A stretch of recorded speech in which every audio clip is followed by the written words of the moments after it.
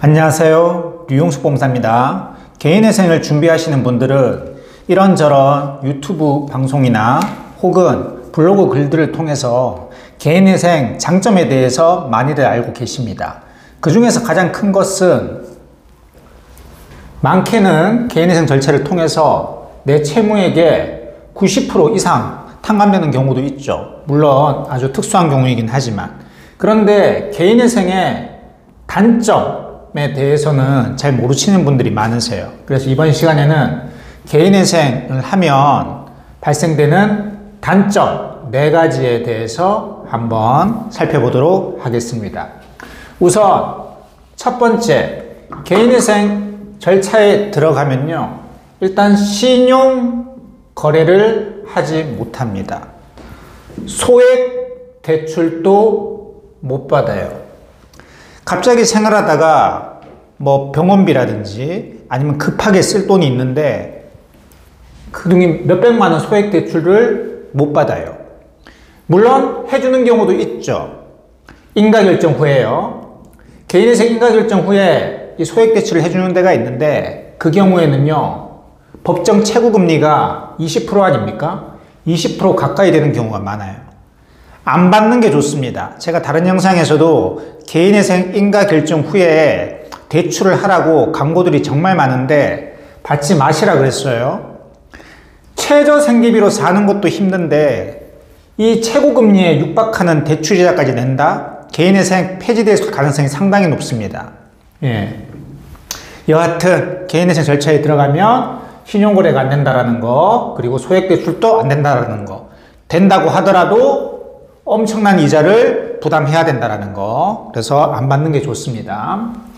그리고 두 번째는 서울보증보험 회사가 만약 내 개인회생 채권자 목록에 들어가 있으면 서울보증보험에서 보증증권 혹은 보험증권을 발급이 제한될 수도 있습니다.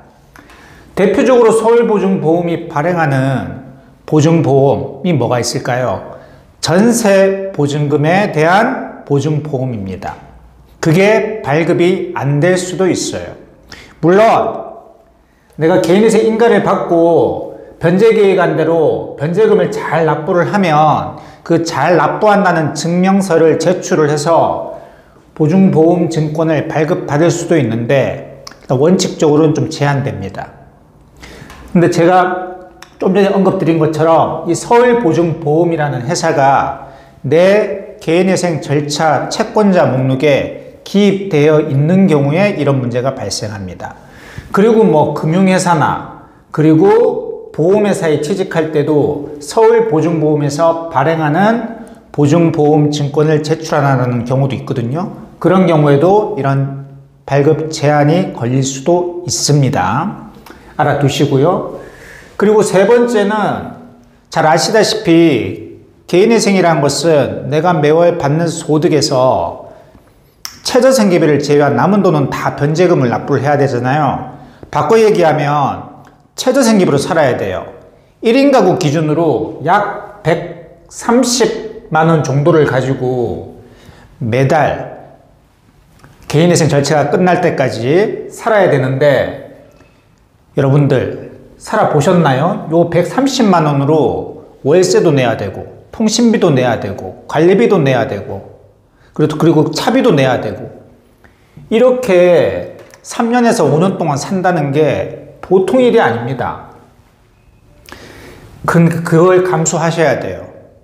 내가 원래는 생활비를 한 달에 300만 원 정도 썼다. 그러다가 갑자기 개인회생 들어가서 그걸 130만 원으로 줄인다?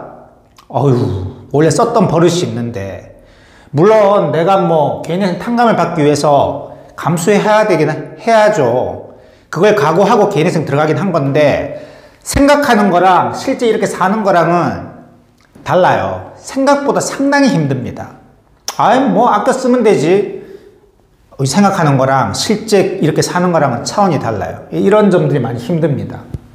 그래서 이것 때문에 도중에 변제금을 못 내서 폐지되는 경우도 있어요. 그리고 마지막 네 번째는 모든 개인회생 신청인에게 해당되는 건 아니고요. 조건부 인가결정을 받으신 분. 그러니까 처음 개인회생 신청할 때 급여가 적은 회사에 취직을 해서 개인회생 들어가면 거의 조건부 인가결정이 나온다고 보시면 되거든요. 그런 경우에는 이 조건부라는 족쇄가 나를 힘들게 해요. 왜요? 월급이 뭐 30만 원 이상, 20만 원 이상 증가할 때마다 법원에 보고를 해야 돼요. 보고 안 하면요, 개인회생 절차가 폐지될 수 있습니다. 혹은 급여가 좀 더 많은 곳으로 이직하거나 아니면 그냥 이직해도 법원에 보고를 해야 돼요. 안 하면요, 개인회생 절차가 폐지될 수 있습니다. 그래서 이렇게 조건부 인가결정이 떨어지는 경우에는 이 조건이라는 족쇄가 나를 제한시킬 수 있다. 그래서 이번 시간에는 개인회생 절차에 들어가면 발생될 수 있는 단점 4가지에 대해서 살펴봤습니다. 류홍석 법무사였습니다. 감사합니다.